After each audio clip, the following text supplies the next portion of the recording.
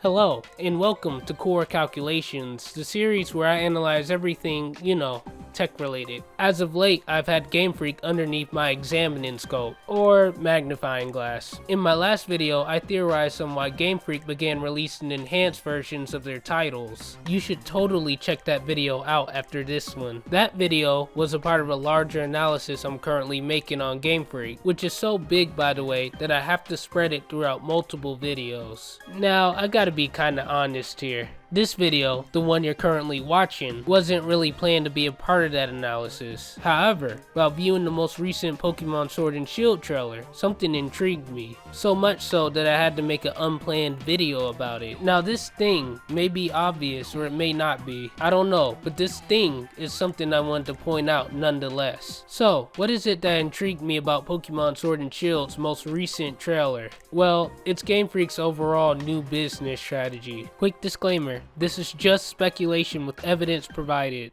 Gamefreak is going through a lot of changes. Here's what those changes are. 1. Gamefreak's secondary target audience are now competitive players instead of players who grew up with Pokemon Red and Blue. 2. The removal of the national decks as well as Pokemon Home is a scheme to bring in recurrent player spending. In other words, it's a way to continuously monetize some more dedicated players. 3. The reason why Gamefreak implemented this new business strategy is because of the unsatisfactory sales of the most recent Pokemon titles. Simply put, it's an unrealistic expectation of growth. So now, with the basic premise of my theory out of the way, it's time to delve into some evidence. So sit tight, cause this is gonna be a long one. On to point 1. As of now, Gamefreak's target audience has changed. I don't mean Gamefreak's primary target audience, children. I mean their secondary target audience, adults. For those of you saying, but Pokemon's for kids, Gamefreak doesn't target adults. Think about it for a second. Who's nostalgic towards Gen 1 Pokemon? Some random kid born in 2008? Or the adult who actually grew up with the original Pokemon titles back in the 90s? Still don't believe me? Pokemon Sun and Moon brought back Trainer Red, the player character of Pokemon Red, Blue, and Yellow. Not only did Trainer Red return, he returned as an adult. Remember, this is the same series, infamous for keeping its characters the same age. So why Red?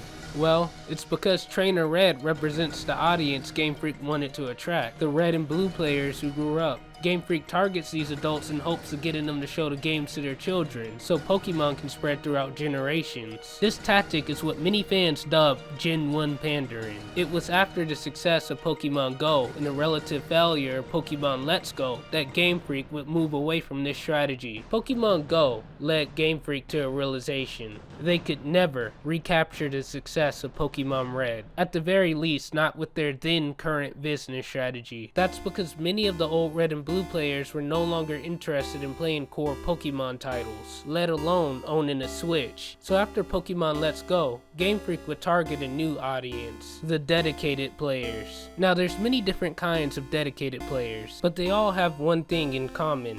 All of them will buy the game no matter what. However, Gamefreak is aiming for the most extreme of these players. Those who play the Pokemon games competitively. I mean seriously, just look at the recent Pokemon Sword and Shield trailers. They all blatantly focus more on the competitive side of things. More specifically, doubles, the standard format for VGC. Heck, one trailer did something no previous trailer did before. Show off new held items. I just want to take a quick look at these held items. Let's see. First off is Room Service. This item lowers a holder's speed during Trick Room, a move that allows slower Pokemon to move first. Trick Room is kinda gimmicky in single battles, but guess where it thrives? In doubles. Next we have Eject Pack. Eject, not jet. This item automatically switches out the holder if its stats are lowered. I can see this item being very useful in doubles. It essentially turns moves like Overheat or Draco Meteor into powerful U-turns with no downsides. I'm not going to explain how useful this is in in doubles because, well, this video is not about competitive play. This particular trailer also showcased new moves and abilities, which will be shown on the screen. What do they all have in common? Well, they're all specialized for doubles. What about Dynamaxing, the new gimmick for Pokemon Sword and Shield? Once again, specialized for doubles. Oh, but don't take my word for it, just look at the trailer. Here, you can see the secondary effects of Dynamax moves. When Machamp uses a Dynamax attack, both it and its teammate Ludicolo get an attack boost. When Milotic uses its devastating Icy attack, the weather changes to hail. Then, Frostlass uses Auravel. It's almost as if Gamefreak is showing off new potential strategies. Look at the trailer itself. The title, Prepare for Battle in Pokemon Sword and Shield, in a trailer filled with competitive elements. The battle arena, which looks like it's taking place in a multiplayer game. Or how about the fact that every single battle in this trailer is a double battle? If this trailer wasn't marketing towards competitive players, then I don't know what Game Freak could do to make it to where they are. And don't think this trailer is just some random trailer that Game Freak decided to release. No, advertisements cost money. The goal of every advertisement is to capture the attention of the crowd it's targeting and make this crowd aware of a product. Game Freak intends to appeal to the competitive players. So far, it's working. Many competitive players do not care about the removal of the national decks. Some even outright defend it. Why? Because VGC is already limited to the regional decks anyways.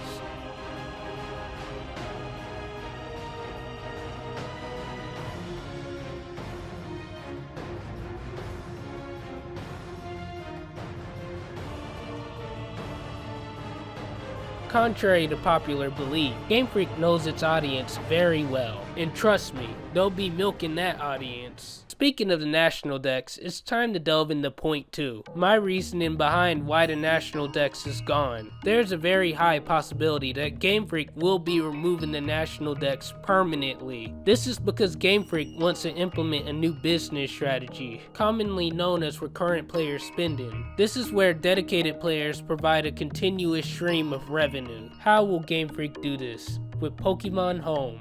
This service will be released on iOS and Android alongside the Switch. An interesting move. Pokemon Home will likely replace Pokemon Bank. This will force players to transfer their Pokemon over from the 3DS to Pokemon Home, which alone would earn Game Freak a lot of money. I guess you could say they're banking out from Pokemon Bank.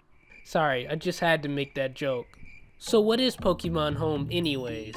Pokemon Home is the successor to Pokemon Bank, a paid service by the way. Pokemon Home will allow players to store their Pokemon and trade them. You can also transfer these Pokemon over to new Pokemon games only if they are supported in the regional decks. How will Pokemon Home be monetized? I believe it'll be a free-to-play service as it's on mobile. This service will either implement microtransactions or subscriptions. I won't spend too much time on this, so look on the screen for more details.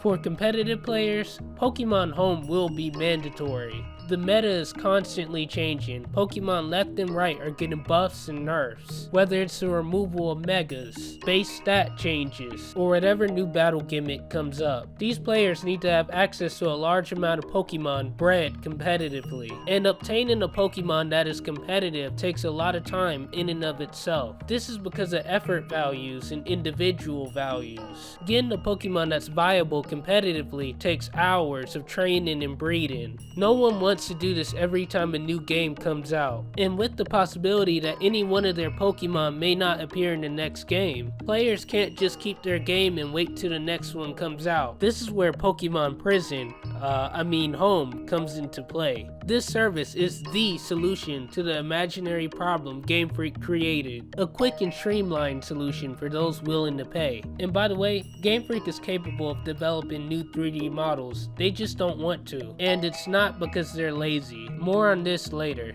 There are also players that simply collect Pokemon or try to build a living dex, or perhaps shiny hunters. How this service is mandatory for them is self-explanatory.